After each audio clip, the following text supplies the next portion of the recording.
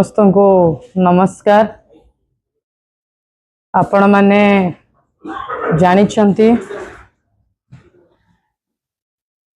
रेवेन्सा रे जो घटना विगत किछि दिन हला चर्चार विषय पलटिछि। बीजेपी रो विधायक प्रकाश सेठी रेवेन्सा भितर को जिबा, रेवेन्सा रे आंदोलनरत पिला मानकु प्रोवोक करिबा एवं सेठिकार अध्यापक अध्यापिका मानकु दुर्व्यवहार करिबा, अशालीन व्यवहार करिबा ए विषय रे आपण माने समस्त अवगत करछंती।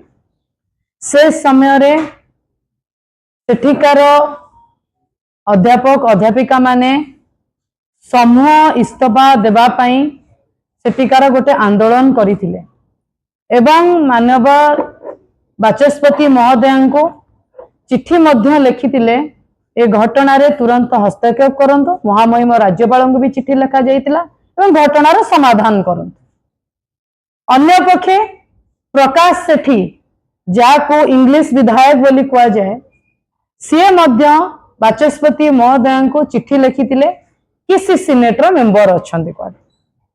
परवर्ती समय रे जना पड़िला निजे वाइस चांसलर आसी क्लियर कले, रुटा आसी की क्लियर कला कि से सिनेटर मेंबर नाहंती। तापर घटना आपण मानकु जानी कि आश्चर्य लागिबो।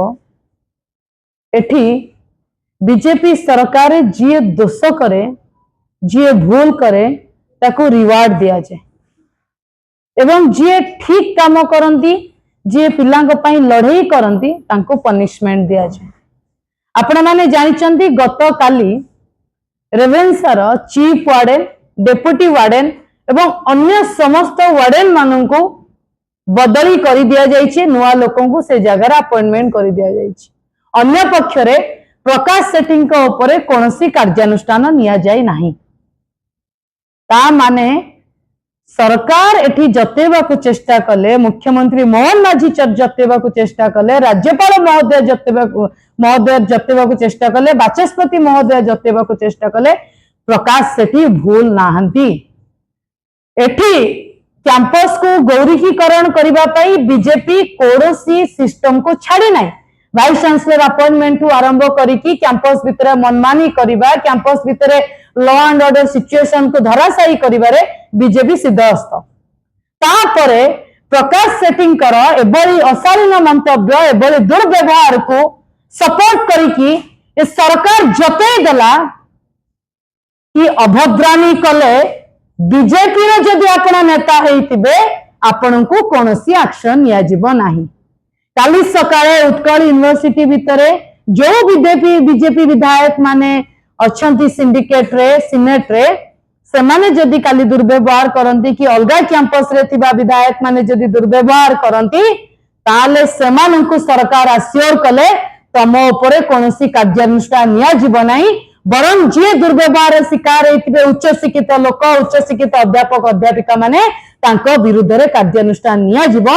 ये होची बीजेपी सरकार अजब नियम।